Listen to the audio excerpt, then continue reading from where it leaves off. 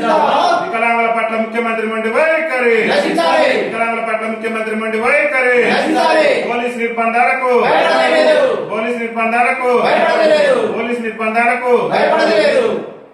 ఈరోజు భారత వికలాంగుల హక్కుల పరిరక్షణ సమితి ఆధ్వర్యంలో ఏదైతే నిన్న జరిగినటువంటి వికారాబాద్ జిల్లా కలెక్టరేట్ లో మరి పోలీసు నిర్బంధాలతోని వికలాంగుల హక్కుల సాధన కోసం ఏదైతే కాంగ్రెస్ పార్టీ తన ఎన్నికల మేనిఫెస్టోలో ఆనాడు పిసిసి అధ్యక్షుడిగా ఉండి పిసిసి అధ్యక్షుని హోదాలో కాంగ్రెస్ పార్టీ ఎన్నికల మేనిఫెస్టోలో మరి మేము అధికారంలోకి వస్తే వికలాంగుల పెన్షన్ ను వెంటనే 6,000 చేస్తామని చెప్పేసి ముఖ్యమంత్రి రేవంత్ రెడ్డి గారు స్వయంగా ప్రెస్ మీట్ పెట్టి ఈ సభ్య సమాజంలో మరి ఎవరైతే ఈ సభ్య సమాజంలో ఉన్నటువంటి ప్రజానికాన్ని మొత్తం కూడా తెలిసేటటువంటి సమాజానికి సమాచారం చేరవేసేటటువంటి జర్నలిస్టుల సాక్షిగా ఆ రోజు మరి గాంధీ భవన్ లో ముఖ్యమంత్రి రేవంత్ రెడ్డి గారే పిసిసి అధ్యక్షుడి హోదాలో వికలాంగుల పింఛన్ ఒక్కటే కాదు రాష్ట్రంలో ఉన్న ఆసరా పింఛన్లన్నీ కూడా మేము గెలిచిన నెల రోజుల్లోనే పింఛన్ వస్తాయని చెప్పేసి మరి చెప్పడం జరిగింది. ఇవాళ ముఖ్యమంత్రి గారు చెప్పిన మాటలు మీడియా మిత్రులకు కూడా మేము చూపిస్తున్నాం. ఎందుకంటే ముఖ్యమంత్రి గారే స్వయంగా ఆనాడు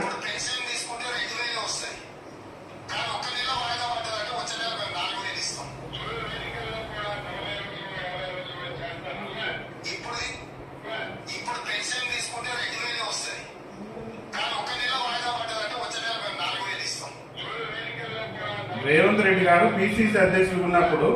మరి ఏం మాట్లాడిందో ఒకసారి చూడాలి, మీడియా మిత్రులు గమనించారు, సభ్య సమాజం కూడా.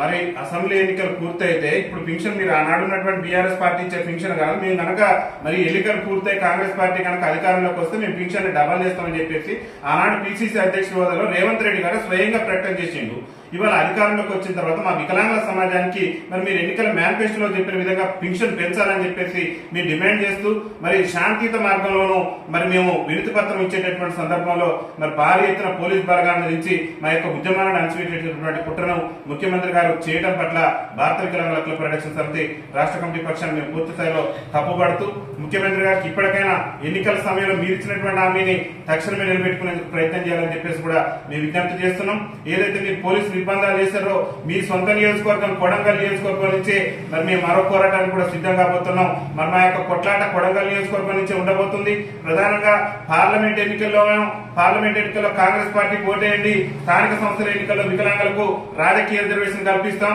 మరి అసెంబ్లీ ఎన్నికల్లో ఓటేస్తే వికలాంగుల పింఛన్ 6,000 చేస్తాం, వికలాంగుల బ్యాక్లాగ్ ఉద్యోగాలు భర్తీ చేస్తాం, వికలాంగులందరికీ ఆర్టీసీలో ఉచిత ప్రయాణ సౌకర్యం కల్పిస్తానని ఇదే రేవంత్ రెడ్డి గారు ఆనాడు పిసిసి అధ్యక్షుడి హోదాలో చెప్పిండు. ఇవాళ ముఖ్యమంత్రి అయిన తర్వాత మరి ఎందుకు విస్మరిస్తున్నాడు, వికలాంగుల సమాజం పట్ల ఎందుకు ఇంత చిన్నచూపు చూస్తున్నారో ముఖ్యమంత్రి గారే సమాధానం చెప్పాలని చెప్పేసి భారత వికలాంగుల హక్కుల పరిరక్షణ సమితి రాష్ట్ర కమిటీ పక్షాన మేము డిమాండ్ చేస్తూ ముఖ్యమంత్రి గారికి ఒకటే చెప్తున్న ఖబర్దార్ రేవంత్ రెడ్డి గారు మా యొక్క ఆకాంక్షలకు అనుగుణంగా మా సమస్యలు పరిష్కరిస్తానని చెప్పేసి ఆనాడు మీరు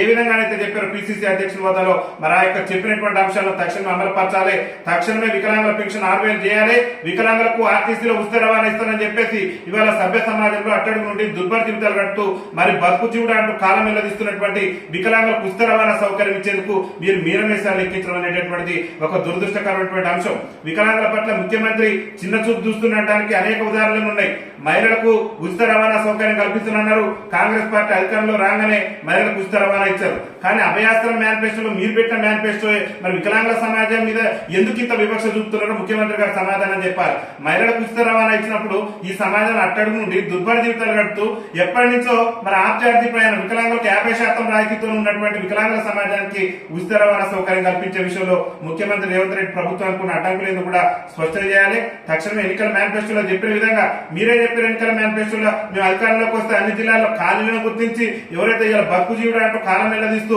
మరి పాఠశాల మెట్లెక్కలేటువంటి మా వికలాంగుల సోదరులు పీజీలు పిహెచ్డీలు పూర్తి చేశారు, మేము అధికారంలోకి వస్తే వికలాంగుల బ్యాక్లాగ్ ఉద్యోగాలన్నీ కూడా భర్తీ చేస్తున్నారు. మరి నేటి వరకు దాన్ని ఊసే ముఖ్యమంత్రి గారు ఎత్తకపోవడం అనేక మంది మా వికలాంగుల సోదరులు చదువుకొని ఉద్యోగ ఉపాధి అవకాశాలు లేక ఇబ్బందులు పడుతున్నారు. కాబట్టి ముఖ్యమంత్రి గారు ఒకటే చెప్తున్నాం, తక్షణమే వికలాంగుల బ్యాక్లాగ్ ఉద్యోగాల భర్తీ కూడా చొరవ చూపాలని చెప్పేసి కూడా భారత వికలాంగుల హక్కుల పరిరక్షణ సమితి రాష్ట్ర కమిటీ పక్షాన్ని మేము విజ్ఞప్తి చేస్తున్నాం. అదేవిధంగా ఇవాళ వికలాంగుల ప్రోత్సాహ భవంతిని కూడా మరి దాదాపు అప్పుడున్నటువంటి ప్రభుత్వం ₹1,00,000 ఇచ్చింది, ఇప్పుడున్న ప్రభుత్వం కూడా అదే ఇస్తున్నట్టే కుదరదు. వికలాంగుల సమాజం చాలా ఇబ్బందికర పరిస్థితిలో ఉంది కాబట్టి మరి ఇప్పుడున్నటువంటి నిత్యావసర వస్తువుల ధరలు అన్నింటిని కూడా దృష్టిలో పెట్టుకుని వికలాంగుల ప్రోత్సాహ భవంతిని 1,00,000 నుంచి 10 లక్షలు పెంచాలని చెప్పేసి భారత వికలాంగుల హక్కుల పరిరక్షణ సమితి రాష్ట్ర కమిటీ పక్షాన్ని మేము ముఖ్యమంత్రి గారికి విజ్ఞప్తి చేస్తున్నాం. అదేవిధంగా ఇల్లు లేనటువంటి నిరుపేదలు, ఎవరైతే ఆసరా పింఛన్ వచ్చి ఇల్లు లేనటువంటి నిరుపేద వికలాంగులు ఉన్నారో వాళ్ళందరికీ కూడా మరి ప్రభుత్వమే ఇల్లు నిర్మించే విధంగా ఉచితంగా ఎంత ఖర్చైనా సరే వికలాంగులకు అనుగుణంగా ఉండే విధంగా మరి వారికి అవసరాలకు తగినట్టు విధంగా ఉండేటటువంటి విధంగా మరి ప్రభుత్వమే